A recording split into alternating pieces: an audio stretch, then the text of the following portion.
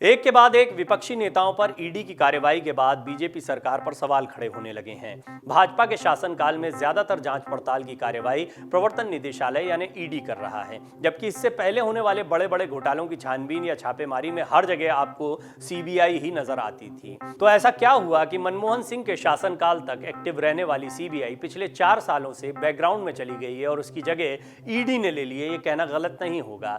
सवाल खड़े होने लगे कि बीजेपी नेताओं पर ईडी ने कार्रवाई क्यों नहीं की। अमर उजाला पोल में बहुत से दर्शकों ने यह सवाल भी हमसे पूछा है कि इसका जवाब दीजिए कि बीजेपी के नेताओं पर कार्रवाई क्यों नहीं होती है। ये बड़ा सवाल है। इस सवाल का जवाब जानने की कोशिश करेंगे कि क्या कभी बीजेपी के नेताओं पर कोई कार्रवाई नहीं हुई और ईडी अचानक से इतनी एक्टिव क्यों हो गई है। ईडी पिछले 4 सालों से पूरी तरह से एक्शन में है। इससे पहले भी सरकारें विपक्ष के नेताओं के खिलाफ तमाम मामलों में एक्शन लेती रहीं, लेकिन एजेंसियां अलग थी और सीबीआई का नाम इनमें सबसे ऊपर था। बीएस येदियुरप्पा, हेमंत बिस्वा शर्मा, ये वो बड़े नाम हैं जिन्हें भ्रष्टाचार के मामलों में सरकारी जांच का सामना करना पड़ा था। यहां तक कि उस वक्त गुजरात के सीएम रहे नरेंद्र मोदी और तत्कालीन गुजरात के गृह मंत्री अमित शाह को भी इन जांचों से गुजरना पड़ा था। यूपीए शासनकाल तक सीबीआई ही देश की सबसे बड़ी जांच एजेंसी मानी जाती थी। केंद्र में बीजेपी सरकार बनने के बाद जब इसी सीबीआई ने गैर भाजपा शासित राज्यों में कार्रवाई करनी चाहिए तो ये राज्य लामबंद हो गए। देखते ही देखते राजस्थान, पश्चिम बंगाल, केरल, महाराष्ट्र, छत्तीसगढ़, मिजोरम की गैर भाजपा सरकारों ने एक के बाद एक अपने प्रदेश में सीबीआई की एंट्री पर रोक लगा दी। मतलब बिना राज्य सरकार की इजाजत के सीबीआई राज्य में जांच पड़ताल नहीं कर सकती और ये कानून भी है, क्योंकि राज्य सरकारों की अनुशंसा पर ही केंद्र सीबीआई की जांच सौंपती है। सबसे ताजा मेघालय राज्य ने सीबीआई की एंट्री पर बैन लगाया है। 9 राज्यों में सीबीआई की एंट्री बैन होने से मजबूरन केंद्र सरकार को आर्थिक अपराध की छानबीन से जुड़ी दूसरी बड़ी जांच एजेंसी यानी ईडी को सक्रिय करना पड़ा। यह वित्त मंत्रालय के राजस्व विभाग के तहत एक विशेष वित्तीय जांच एजेंसी है। पिछले 3 से 4 साल में ईडी का दायरा इतना अधिक बढ़ गया कि हर बड़े घोटाले का खुलासा अब ईडी ही कर रही है। हमने आपको एक विस्तृत रिपोर्ट बताई है ईडी क्या है, ईडी कैसे काम करती है, और सिर्फ ईडी नहीं, सीबीआई के बारे में भी उस रिपोर्ट में आप जान सकते हैं, एनसीबी के बारे में भी आप उस रिपोर्ट में जान सकते हैं।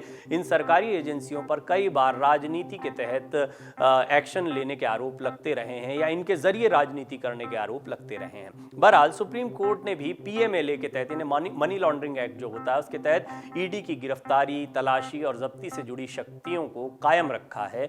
कोर्ट ने साफ कहा है कि गिरफ्तारी के लिए ईडी को आधार बताना जरूरी नहीं है। जैसे कि संजय राउत की गिरफ्तारी, ईडी जैसे ही छापा मारने जाती है, पूछताछ करती है, शाम को उनकी गिरफ्तारी हो जाती है। तो ये ईडी की कार्यवाही थी। Prevention of money laundering act 2002 में बना था।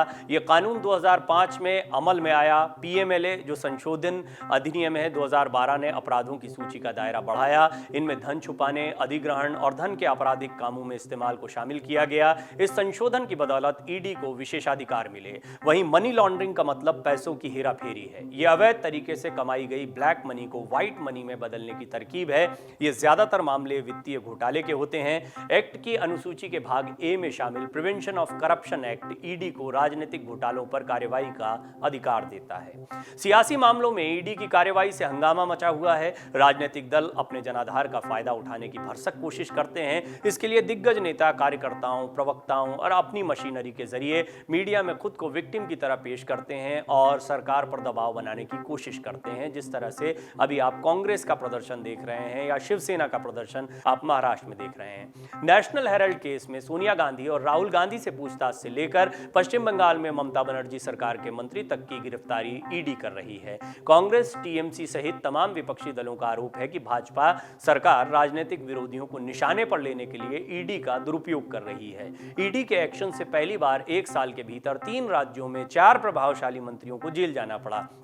इनमें महाराष्ट्र के तत्कालीन 2 कैबिनेट मंत्री अनिल देशमुख और नवाब मलिक के नाम शामिल हैं। नवाब मलिक दाऊद इब्राहिम से जुड़े मनी लॉन्ड्रिंग केस में अरेस्ट हुए, जबकि देशमुख को ईडी ने एंटीलिया केस में गिरफ्तार किया और बर्खास्त पुलिस अधिकारी सचिन वजे द्वारा वसूले 4.7 करोड़ के मामले में उनकी गिरफ्तारी हुई थी। आरोप है कि ये रकम सचिन वजे ने मुंबई के कई रेस्टोरेंट और बार ओनर से वसूले थे और देशमुख के निजी सचिव संजीव पलांडे और निजी सहायक कुंदन शिंदे को दिए थे। ये दोनों भी ईडी की गिरफ्तारी गिरफ्त में हैं। दिल्ली सरकार में स्वास्थ्य मंत्री सत्येंद्र जैन को भी मनी लॉन्ड्रिंग के मामले में ईडी ने 30 मई को गिरफ्तार किया था। हाल में पश्चिम बंगाल में शिक्षक भर्ती घोटाले में मंत्री पार्थ चटर्जी की 4 दिन पहले गिरफ्तारी हुई है।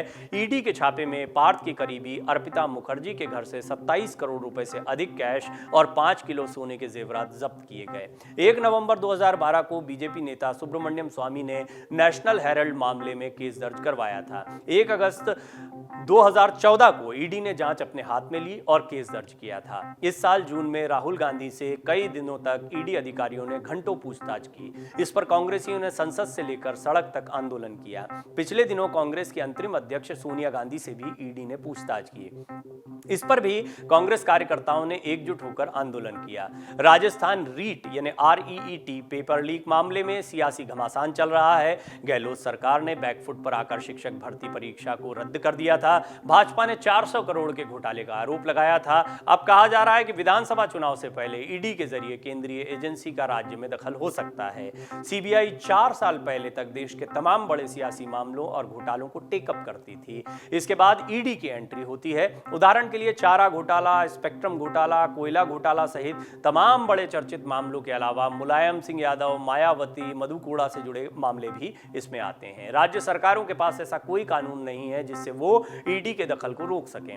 ईडी के एक्शन भले ही अब बड़ी हेडलाइन बन रहा हो, लेकिन एक्शन तो पहले भी ईडी लेती थी। झारखंड का माइनिंग स्कैम हो, कोयला घोटाला हो, जगन रेड्डी का मामला हो, बेल्लारी में रेड्डी बंधुओं का घोटाला हो, MP का व्यापम घोटाला हो, बहुत बड़ा मामला था, पंजाब और हरियाणा में शिक्षक भर्ती घोटाला हो, राजस्थान में आदर्श सोसाइटी घोटाला हो, ऐसे तमाम मामलों को ईडी ने पहले भी टेकअप किया था। लेकिन अब टाइमिंग कुछ ऐसी है जैसे कि चुनाव या उसके आसपास के दौरान एक्शन होने से चर्चाएं ज्यादा होती हैं। जब भी एक्शन किसी राजनीतिक दल या नेता से जुड़ा होता है तब शोर ज्यादा मचता है, जैसा कि इस वक्त महाराष्ट्र में मच रहा है। केंद्र की राजनीति में कांग्रेस पर या कांग्रेस के दिग्गजों पर जब ईडी के सवाल पूछे जा रहे हैं तब मच रहा है, या पश्चिम बंगाल की राजनीति में पार्थ चटर्जी की गिरफ्तारी के बाद हंगामा मच रहा है। डाउनलोड करें अमर उजाला ऐप और पाएं खबरें लगातार।